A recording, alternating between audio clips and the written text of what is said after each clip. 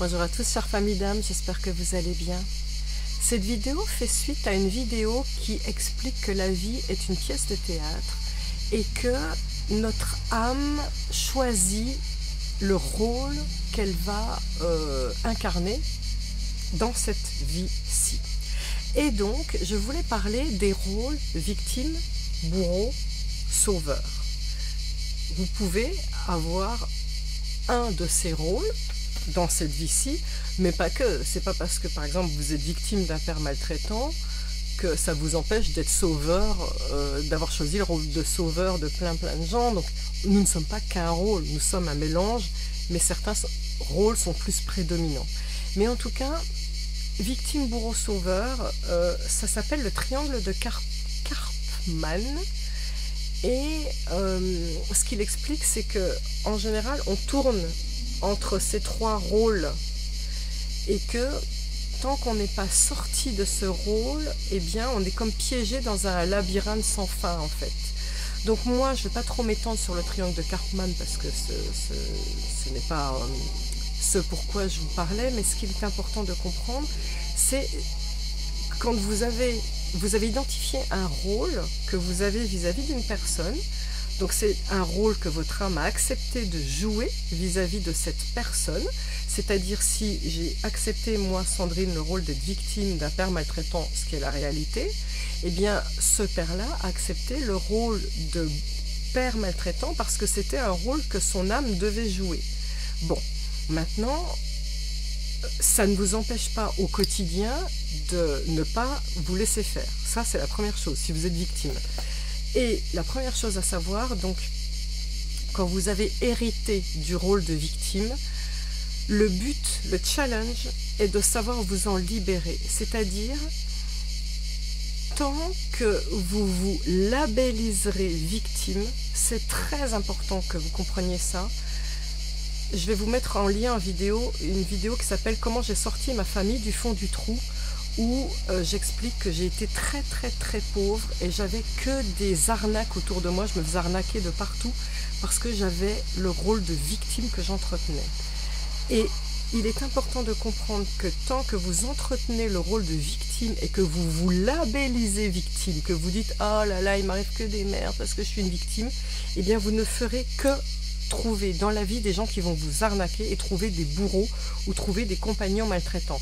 Donc il est très important d'apprendre à reconnaître la victime en vous, c'est-à-dire de dire « Ok, oui, il y a chez moi une petite fille qui a souffert. » Et c'est important de la reconnaître, c'est-à-dire de dire « Je te vois.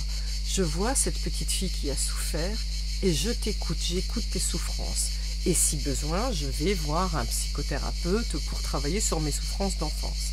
Mais ne ressassez pas au quotidien dans les conversations avec les autres « Oui, j'ai été victime » et tout ça, parce que ça vous enferme dans ce rôle et vous ne pourrez pas accéder à ce qu'on appelle votre souveraineté, c'est-à-dire vos pleins pouvoirs. Et donc, cette victime existe, mais ça me donne la force pour être plus fort, plus grand et peut-être être à l'écoute d'autres victimes pour, comme j'ai alchimisé cette expérience, pouvoir aider d'autres victimes. Sachez que pour se sortir du rôle de victime, il est idéal de pardonner votre bourreau et si vous n'arrivez pas à pardonner parce que c'est compliqué, il suffit au minimum de dire pardonner, rendre sa part à la personne, c'est-à-dire dans cette pièce de théâtre qui nous unit, mon rôle à moi, ma part, c'était être la victime, toi c'était d'être le bourreau, je te rends ton rôle de bourreau, je laisse tomber mon rôle de victime et j'avance. Et donc pardonner, c'est dire chacun devra là-haut, quand il mourra, rendre des comptes karmiquement par rapport au rôle qu'il a joué et aux choses qu'il a mises en place. Donc, je reviens dans mon espace, je te rends ce que tu as fait. Ça ne m'appartient plus. Maintenant, si vous avez été bourreau, on a tous fait du mal involontairement ou certains volontairement. Eh bien, ce qu'il est important de comprendre, c'est que on peut rééquilibrer notre karma instantanément. Et donc, si on rééquilibre notre karma instantanément, Ça veut dire qu'on ne payera pas dans les vies d'après. De toute façon, si vous ne faites pas ça, vous allez payer. Donc, comment on rééquilibre son karma quand on a été bourreau? Déjà, première chose, vous remarquez l'état de fait que vous avez fait du mal à quelqu'un. Vous commencez par vous pardonner. Ben oui, vous n'aviez pas toutes les clés à l'époque, hein, vous n'aviez pas toutes les astuces en main, et donc vous avez fait des bêtises, vous avez fait du mal. Bon, ben pardonnez-vous et envoyez l'intention qu'à partir de maintenant, vous allez chercher à faire le bien autour de vous. Ça, c'est la première chose. Deuxième chose, si c'est possible, demandez pardon à votre victime. Si ce n'est pas faisable parce que soit la victime est morte, soit elle ne veut plus entendre parler de vous, ce qui se comprend, eh bien vous pouvez écrire cette demande de pardon sur une lettre que vous allez brûler. Et imaginez que la fumée parvient à cette personne. L'énergie, elle lui parviendra, d'accord? L'énergie, elle se capte hors espace-temps. Ça, c'est très important parce que ça va vous permettre de vous libérer du rôle de bourreau et d'effacer la dette karmique. Maintenant, c'est pas juste en demandant pardon, si on a fait des choses horribles, et en se pardonnant qu'on s'en sort. Il faut avoir au quotidien l'intention de faire le bien, pour le bien de tous. C'est-à-dire, bon, bien sûr, on peut faire des erreurs et mal parler à quelqu'un et tout ça, mais en tout cas, il ne faut pas le faire volontairement et intentionnellement. C'est-à-dire chercher à être la meilleure version de soi-même. Voilà. Et maintenant, il restait un troisième rôle, le rôle de sauveur.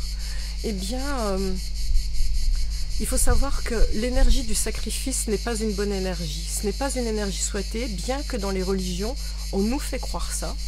C'est une vieille énergie qui n'a plus lieu d'être dans la 5e dimension. Se sacrifier pour les autres n'est pas une énergie noble. Il faut que vous le compreniez.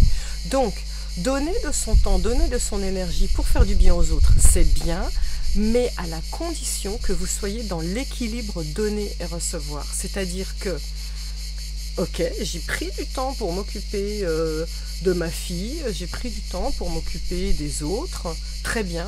Maintenant, je mérite du temps pour moi. Je mérite ces moments seul ou à mon club de yoga, peu importe, mais je mérite ces moments pour moi.